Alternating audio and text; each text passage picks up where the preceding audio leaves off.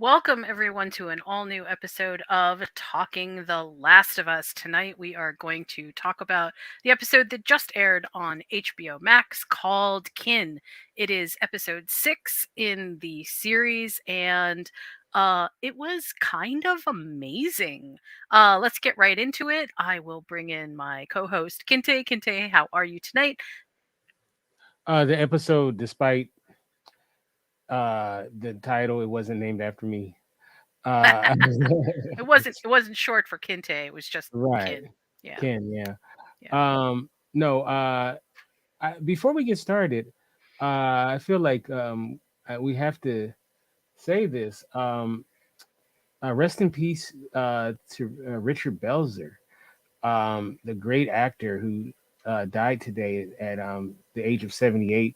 If you watch the show SVU or Homicide: Life on the Street or Law and Order, any of the Law and Orders, you know he played the Detective Munch, and Right. he was a fantastic comedian, terrific comedian, been around for years. Big fan of Richard Belzer, and it's sad to see that he is deceased now. But I really wanted to say that at the top of the show. So rest in peace, to Richard Belzer. Uh, Big fan. All right, I'm sorry. Go ahead. No, that was I think that that's actually, that I feel like The Last of Us also will become one of those shows where we'll be watching what the actors are doing long after the series concludes. So I feel like this is also important. Okay, so let's talk about Jackson, Wyoming. Let's first talk a little bit about the time jump. There's a skip of 3 months, and it's a bit crazy that Ellie and Joel are still tracking it across country looking for Tommy. They apparently made it to Cody, didn't see anybody. It was kind of bad. And also a couple of other places that are in Wyoming, but they make it to Jackson. And before they make it to Jackson, there are a couple of encounters. One of them is with a couple who is clearly living in the middle of Nowheresville. I'm surprised they didn't have a dog named Courage. It was super remote. Really good scene though, because it kind of tells you that, hey, people are actually surviving and making it out there where the infected are basically not congregating. So it's a little bit more world building, and also kind of important because we realize that in the wide open spaces there is still a chance of escaping the infected. So give me your first takes on what you thought about all the way up to including the couple, which I gotta say, I thought they were just absolutely perfect. I mean, if they weren't married, I absolutely believed that they were married because they had that married couple back and forth. Really cool. Loved it. Tell me what you thought. No, I thought they were great too. And that the actor, he's been on a lot of stuff. I'm trying to think of something specific that I remember. Excuse me, sorry. Bless Remember you. him from, but yeah, he's terrific, and she was as well. And I really love that opening. And I just love how chill they were, and how they were just laughing about the whole situation.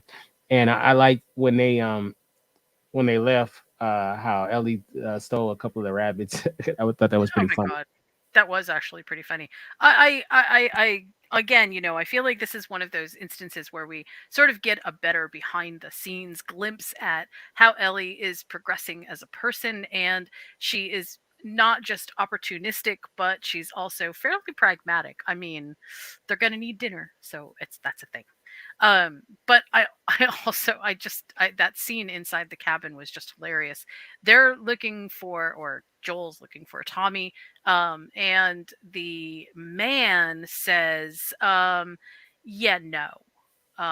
We haven't seen anybody named Tommy. His name was Marlon, and his the actor's name is Graham Greene. Hmm. He is actually pretty famous. He's been in a lot of stuff. But Marlon says no. Haven't seen anybody that looks like you.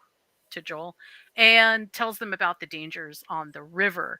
And of course, they immediately think that it is the river that they are closest to. They get out there and, yeah, no infected, no tracks, no nothing. So, civilization is moving, but it's clearly not moving into the wide open spaces of Wyoming.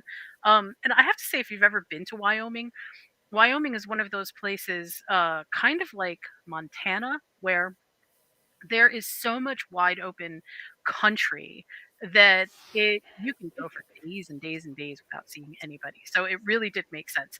And I'm going to get to one of the location pieces in a second because remember, most of this is filmed in Alberta, Canada, so super cool.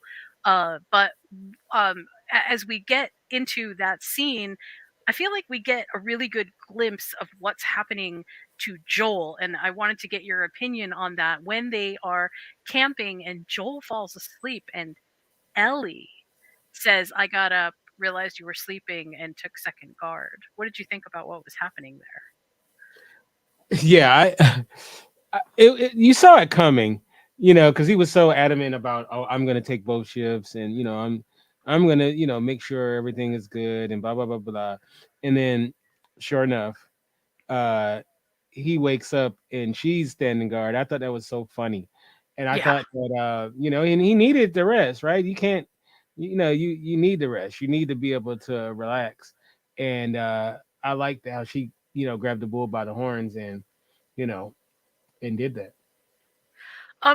Joel is clearly. I won't say he's cracking under the strain, but let's just say that Joel is starting to show signs of wear and tear. And I think, we're going to get into sort of how he expresses this later to Tommy, but, it's multifaceted. He's experiencing things that are on a psychological level very heavy for him. The closer that he gets to Ellie, I think the more he kind of feels like I can't do this because of the devastating feeling that he had for Sarah. And he doesn't want to lose a child. Right. And that just sort of sets up this really complicated, I want to protect this kid, but I am trying to hold them at arm's length and it's just not working.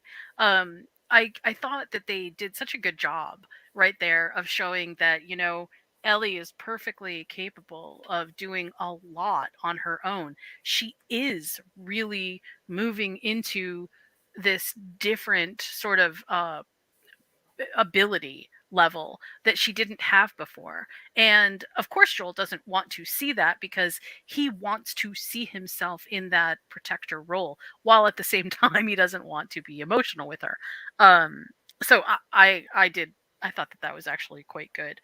When they get to as they're moving forward, they're surrounded by a group of riders, and the riders have this dog that can sniff the infected. And I gotta say, I love that. I absolutely love it because that's exactly the way that I would imagine that you would use dogs in the apocalypse to sniff out if anyone was infected, because dogs are great at that kind of stuff. They can smell all kinds of different diseases, and it's amazing. They can alert Yeah, to all they kinds of can they can things. they can smell a venereal disease.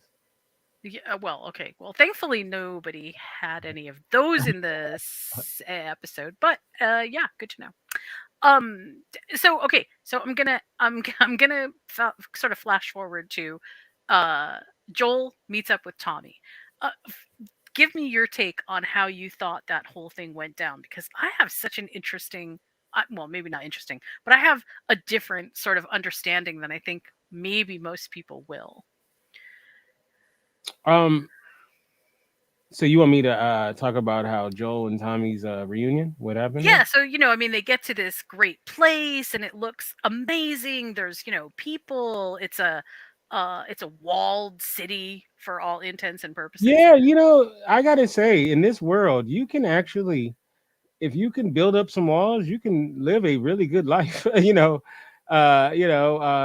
it's great. I mean, everything looks so picturesque, and there's Right? lights, and there's movies, and then there's horses and sheep and all of this good stuff. Uh, and it makes you feel almost like you are you are living a regular life, you know. Right. So, unlike a lot of apocalypse movies, this apocalypse is still fresh enough that there are people around who can be engineers of machinery and technology that still exists. Because a lot of post apocalypse movies or shows deal with apocalypses that happen and then people forget how to use the technology or forget how to use the engineering in a way that is useful to humans. But here we see, okay, it hasn't been long enough that people have forgotten how to use hydroelectric for the dam to generate electricity. There are still functions and facets of society that can continue to work because people haven't forgotten them. So I felt like that was really well illustrated and done. But in terms of Joel meeting Tommy, um, I mean, at once, of course, it was joyous, right? But you could feel that Joel was way more excited to see Tommy than Tommy was to see Joel. And I mean, I immediately felt, even if I hadn't played the game, that this was absolutely because Joel was sure that he was going to save Tommy from something terrible, and Tommy had basically already been saved and was doing just fine. So now Joel doesn't even have that ability to be the protector. So what did you think of that? Yeah, it was. What's so crazy about that is that he seemed to be so disappointed that he didn't need him. So Yes. yeah, and he seemed to be kind of um, like he would have been much more happier if he was in this distress and he came to do it. But you Yeah. know, it did happen. And let's not forget that the way that Joel characterized Tommy back in episode 4 was very much, Tommy's a joiner. Tommy, is always off setting out to save everybody. While, in an odd sort of turn about it's Joel now who is trying to save everybody and realizing that no, you can't save everybody. You can just save some people, or you have to make, again, like I said in the last episode, you have to make the impossible choices because not everybody can be saved. Not that everybody isn't worthy of being saved, it's that not everybody can be saved. But in this case, Tommy's doing fine. And Joel is realizing that he is not cut out for the job that he wants to do because it was Tess's dying wish. And so, yeah, so they walk into the town and Ellie gets a fresh set of clothes and gets some personal feminine hygiene stuff, gets a haircut. I mean, that was great. I was really impressed with the way that they kind of walk Ellie through, okay, welcome back to civilization, and Ellie is like pushing against it almost, going, "Yeah, no, I don't need this." Tell me how you felt about Ellie's reaction to Jackson. Um, well, you got to realize they've been on the. How long they've been gone for? What, 3 months, 4 months? Now they've been gone for, yeah, probably close to at least 4 or 5 months. I mean, it's been a while. Yeah. So they've been living a certain way, and now it's like culture shock almost. Like, oh, now we're living this really comfortable life. Like I can understand why it's kind of hard to. Sorry, but I know I think that it was really interesting in just getting an idea of how their mental state is. How well really Ellie's mental state, and because remember when they were eating and everything, they were eating, and even Joel was decent, you know.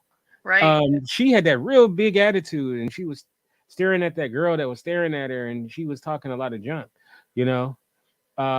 It was very interesting how that all played out. Yeah, I realized the moment that I saw her that that was Tara from True Blood, and I was like, "Yay! I haven't seen her in forever." Oh, and Uh, also, Tommy was the Terminator in that Dark Fate movie that just that's came out. right. Yes, Yeah, that's right. but he was all clean shaven in that. I have this feeling that Ellie was trying to basically put up walls between herself and Joel, well, herself and Joel together as a unit, and Right. everybody else because she really needs Joel in order to have the mission be complete, I guess is maybe the best way to say it. And I felt like what Ellie was doing was trying to remove Joel from the, hey, yeah, this is tempting, but hey, we don't need this. And so she was underplaying everything by making it seem like, yeah, this is no big deal. And obviously it was a big deal. These things are not it's impossible that these things wouldn't. Can you imagine how you would feel if you had been on the road for 4 months and hadn't had a change of clothes, and somebody suddenly gives you a change of clothes and a new jacket? Your response sarcastically might be, "Oh my gosh, it's so purple," especially if you're a teenager. But the feeling had to have been something far better than that, because the idea here is it's them against the world, not them assimilating into Jackson. And that's kind of what I pulled from it. What about you? Yeah, no, I agree with you. It's I mean, it's a different lifestyle. Like, you don't have to worry about your head getting shot off every 2 seconds. You have to keep Yeah. your head on the swivel. Yeah, it's a different mindset. I mean, they could calm down enough to have a Christmas celebration. It was clear that things are comfortable there. But let's talk about Joel's panic attacks, because I feel like that was, although I do remember some, like this feeling of always thinking about Sarah. I feel like Joel in the series is really going through this incredibly difficult process of sort of having to grieve. In some ways, I feel like Joel is trying to grieve in advance for losing Ellie. Right. Okay, I can't get so close that if I lose Ellie, that it isn't going to just destroy me. And somehow that anxiety seems to keep bubbling up in him. I loved the scene at the Christmas tree when he sees the back of a girl who looks from the back just like Sarah, and then you see that she actually has her own kid. And I think to Joel, hey, that's the quintessential, this could have been my life, but that's not what happened. So it was really sad in a way. Right. And it's like he sees the grandchild that he will never have. Right, right. I mean, yeah, it's so, on so many levels, it's just so sad. But I think it's like around that moment when he basically decides that he needs to ask Tommy for help. And so we have some nice scenes in between where, yeah, there's the movie theater, but What Ellie, movie was that, by the way? I don't, you know what, I don't know. I thought Oh, about looking that up and I don't know. oh, Uh, I totally forgot to look it up. But I feel like Ellie didn't really even know what to do in that moment at the theater. Like, she cannot put her guard down enough to even enjoy a simple movie, because she was watching the adults in the back of the room. She was not paying attention to what the kids were doing. She was still engaged in, I'm not safe. And I don't think it was that she didn't feel safe from the infected. It's she doesn't feel safe from the adults not abandoning her. Like, oh, there must be something going on. I can't have this kind of faith in people. And that was odd. Like, it made me feel so bad for her. What did you think about that? yeah. No, I mean, yeah. Once again, they spent 5 months on the road, and you know, almost dying several times. it's hard to then all of a sudden just it's almost like I don't know if you ever seen that movie the Hurt Locker Oh yeah, where the main character played by Jeremy Renner is in these life and death situations, and then he goes home and he's shopping at the grocery store and he just can't deal with it because it's too just regular normal, right. it's almost like that, for her, you know. Well, the other thing that is kind of interesting is Ellie finds out about Sarah in this episode, and Right. obviously she didn't know that Joel had had a child before, and that sort of puts things into perspective for Ellie. But I also think that revelation also makes Ellie feel even more suspect of Joel's sort of, why are we here? What are we doing? And I have a feeling that we are kind of led to believe that Ellie suspects that Joel is going to try to pass this task off to someone else. And sure enough, he has this conversation with Tommy. Now, one thing that I find really interesting here is, Tommy tells Joel, hey, I'm having a baby. And rather than Joel say, wow, congratulations, I'm going to be an uncle, he says, well, we'll just see what happens. Yeah, or Right. something along those lines. Um, Ooh, man, that one really hit me in the feels. What about you? Yeah. No, yeah. I mean, it reminds him of what he doesn't have, you know, and so he's like, oh, that's great for you, but my daughter's dead, Yeah, in a way, I felt like it was like so incredibly. Of course, yes, we feel bad for Joel, but there's also a point at which you just sort of feel like Joel, you're being a dick. You're just being mean, and there's no. This is what you have left. The episode title is Kin. This is what you have left of your family. You Right. have your brother, and now you have the opportunity to expand that and have more family, but you can't put your guard down enough to allow whatever good feelings could be happening from this to happen. Again, this is one of those sort of, it's a little bit divergent from the game, but it definitely shows us, I think, a really hardened side to Joel. Right. Yeah. um Yeesh, I didn't like that at all. That was Yeah. tough. Yeah. I mean, you got to look at though his um his mental state though. Yeah, You which know. clearly is deteriorating. Right. So I mean, I understand where he. I mean, where he's. I mean, I understand why he is what he is. You know. And then let's talk a little bit about Joel asking Tommy to take Ellie.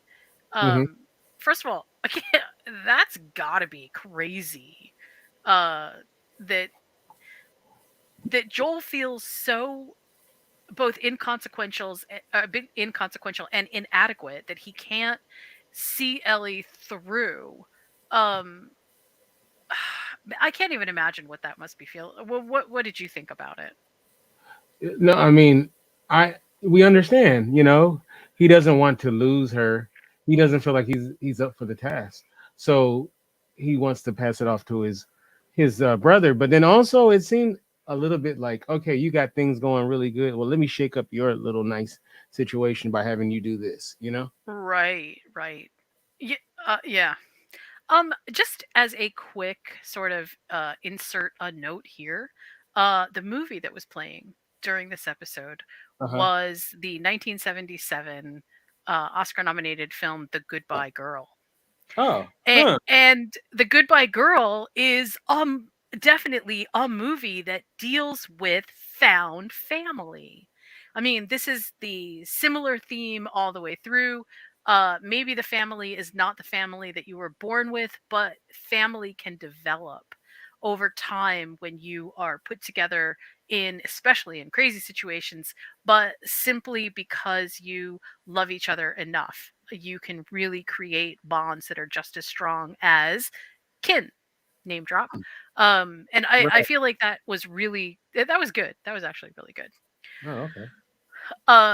Okay, so so what we find out about in the scene where Joel tells Tommy that, look, he feels completely inadequate, he doesn't want to not be able to save Ellie because he feels like he failed Sarah, and he's getting to the point where he just feels like I'm too slow. I don't know what's happening to me, but I don't feel like I'm fast enough to be able to deal with this. He makes Tommy swear that he's going to take Ellie, and that whole thing, that I feel like that was a big ask. But Yeah, to his yeah. right, but to his credit, Tommy steps up and is like, "Okay, I'll yeah, do you know it. what, right." And the line that gets me about this is when Joel says to Tommy, uh, "Here's your chance to make the world a better place for the kid that you're bringing into it." That Mhm. to me is like that was a big deal. What did you think? No, I think it was great. I mean, and it makes a lot of sense. You're actually helping your family possibly by doing Right. this. So yeah. Um and you know, he was obviously right. He in a way that he needed help.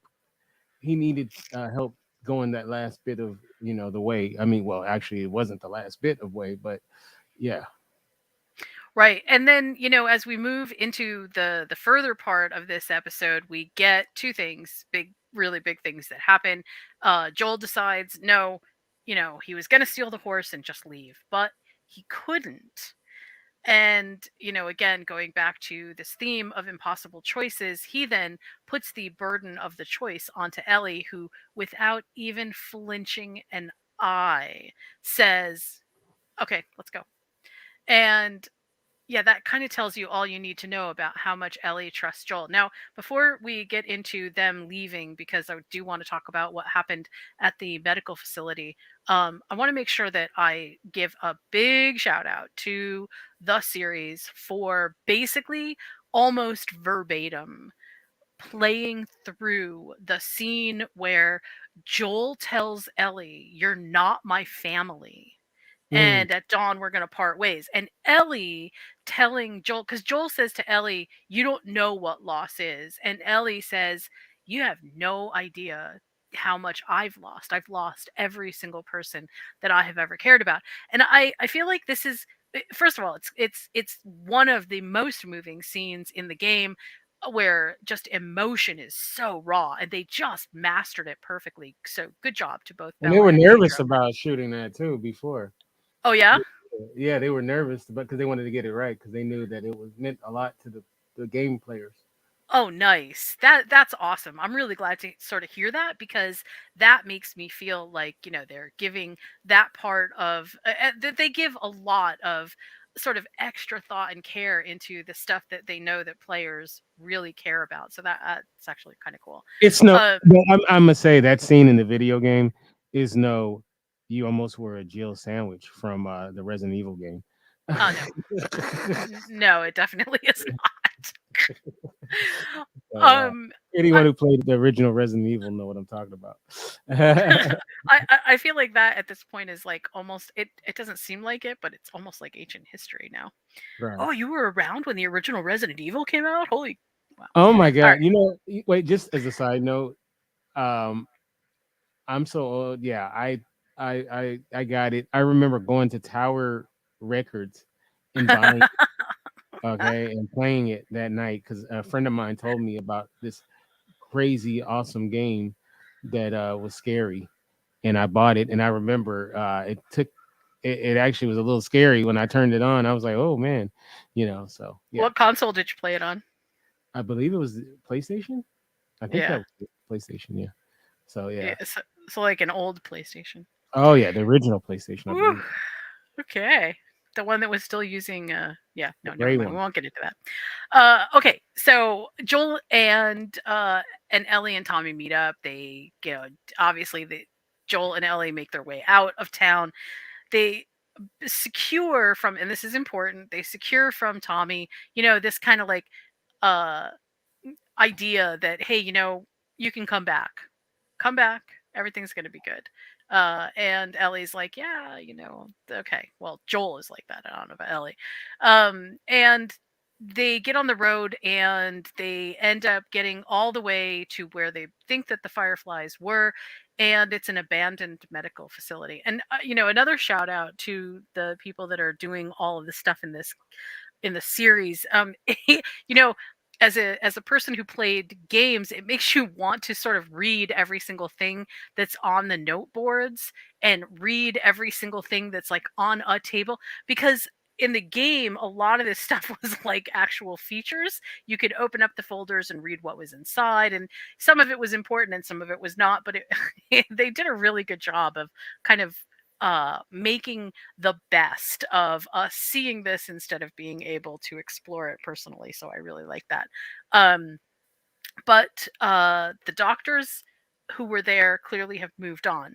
And let's talk about the monkeys. So I don't know if this is sort of the scene where maybe they're meaning that, hey, here's the monkeys that maybe were like at the zoo or in the zoo scene. Maybe they're not going to do the zoo scene, but the zoo scene was a big deal. And so there's all these monkeys, and the monkeys end up being kind of important because as they get up to the upper floor, they realize that there's raiders down below. So in this particular piece, I do feel like, oh, I was actually pretty nervous that there was going to be infected in the scene and that that's where they were going with it. What did you think? Oh, I counted them. There were 12 monkeys. No, I'm just kidding. Uh, Wait a no, minute, that's a different movie. no, I'm kidding. Uh, no, I thought that was when they first said, "Oh, monkeys," and I love this where he goes, "Oh, you've never seen a monkey before," like I thought it was pretty cool. Well, I knew that it wasn't gonna. I just knew it wasn't gonna be. Oh, everything we want is right here, and you just felt that, you know. It is only episode 6 after all. Yeah, and I love that. I love that when they looked and they saw it was just a monkey upstairs when they heard the noise, and he goes, Right. "Oh, thank God it wasn't a clicker." Like I like that. And so the map, which I think they should have just taken the map. I don't. They looked at the map, where it kind of showed possibly where they might have went. I thought that was good. Now, when they got to the Raiders, uh, you know, and then there was the fight, and then it ended up. What was it? An ice pick? Yeah, it was some kind of like homemade shiv. Like I think it was actually made Prison out of style. wood. Yeah, Yeah. yeah. I mean, I when that happened, I was like, no, Uh, Yeah. so I really hope that that uh, well, how can I say this? You know, it looks like this next episode. I guess it's a flashback episode. I think so. I mean, according to what I was reading before, it does feel like we're going to get some historic information on what happened to lead Ellie to say in episode 4, this isn't the first time that I've killed somebody. And I think that's where we're going with this. We're going to find out what that was. Let's not forget that Ellie has just talked about all the things that she has lost. And my guess is that this upcoming episode is going to really drive home just how much Ellie has lost. I That's I what it seems like. I don't know. I'm kind of like I don't know if I want a flashback episode of Ellie. Like, but I mean, I get why they would do it. So, uh, I guess we'll see what happens. Part But of I do think that part of this also is, again, world building for The Last of Us, because there are things that we still don't know about this world that I don't think we can get to in the episodes that remain, simply because of where things are narratively. uh, So having a flashback episode may give us a bit more of the fleshed out world in a way that we are going to need that information going forward. So I get what you're saying, but I do kind of like it. I do kind of like it. I don't know. We'll Well, see. we'll see. I guess. I guess we'll take what we get. Yeah, we'll take what we get. I guess that's the only option we have, really. But I do think it's going to. Yeah, I just can't stress this enough. I think we're going to get some very important information about Ellie that we need in order for the rest of the story to make sense, because we just didn't get that information yet. So yeah, I yeah. Um, okay, so yes, and we didn't talk about Ellie learns to shoot because Joel is teaching her how to use the high-powered rifle. And let's not forget about the hilarity that ensues with Contractor. I actually kind of really loved that. I felt like it was super cute. Um, but once they are out of the of this little area, the university area, Joel falls off the horse, right, and they're right by train tracks. And I don't know if they're on the right side of the tracks. I will have to see. Sure. But this is, I think, one of the sort of moments when you realize everyone is expendable in The Last of Us, and we don't know where things are going to go from here. We've already seen Testai, we've seen a bunch of people that we thought were important, even Henry and Sam, disappear pretty quickly within the span of one plus little tiny time episode. We just don't know what's going to happen, and that physical kind of sense of dread that we have moving into the next episode when we know it's going to be a bit more flashbacky is going to extend that just a little bit. So I do think that that is kind of cool because it's going to take a while for us to figure out what's happening with Ellie and Joel. So what are your closing thoughts on this Oh, Joel episode? dies. I write. Okay. What? I'm just saying. If Joel dies, I write. Listen, I'm not saying anything about this episode, right? But I mean, let's all not forget how horribly offended that we all were with the Red Wedding. I mean, things happen, Oh, right? Okay, I'm man, never watching this series again. I'm done. I'm just done. then Okay, so what are your thoughts closing for this episode? Highlights, low I points? mean, I think you liked it a lot more than I did. I didn't dislike it. I just thought it was cool. It was like a transitional episode. Mm, Four and six have that feel to it. Just transitional episode. So I thought it was cool. I mean, it filled in some blanks. It was cool to see his Tommy and him reunite. And and then the ending is like, oh shit, what happens next? So I'm looking forward to where this show goes. And I almost want to binge watch it. Like, like I was just like, yeah. I'm like, okay, you know, uh, watch it week to week, which is great for podcast. I think doing a week to week show is way better for podcasting. But yeah, I thought it was good. I thought it was a good episode. Yeah. Well, You know, I would say, I would say it's not in the top three, okay, that's fair. but but if we just break them into threes, I would say it's not in the top three. I do think I like this episode probably more than you did because it kind of squared some points that I was hoping that they would, and also opened up the doors to some things that maybe feel a little bit different in the series that I kind of like. So I was pretty happy to see that. But I also agree. It also is not in my top three. My top three would be episode number one, episode number three, and episode number five Me are my too. top. Yeah, so we'll see where things go from here. That list could definitely jostle around.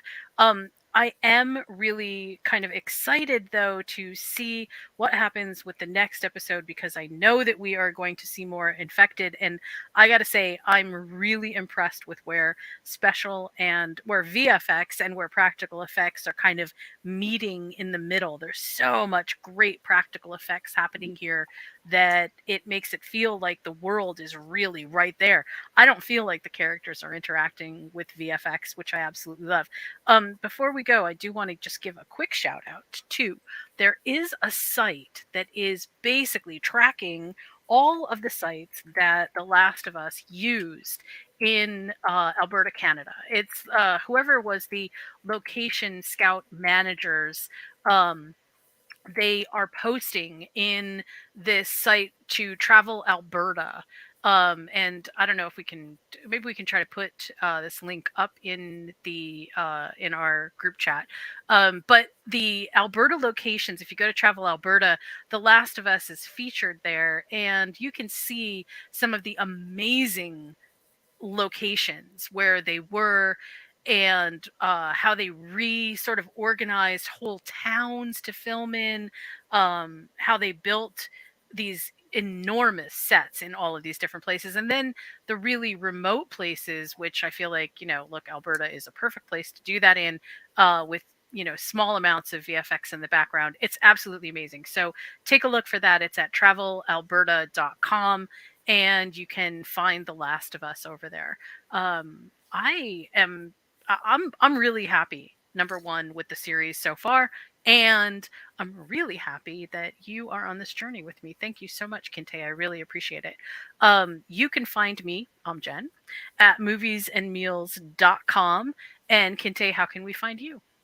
You can find me at Kente F on Twitter and Kente Ferguson on Instagram. And it is kind of funny when you say you can find the Last of Us. Yeah, I think well, it's funny.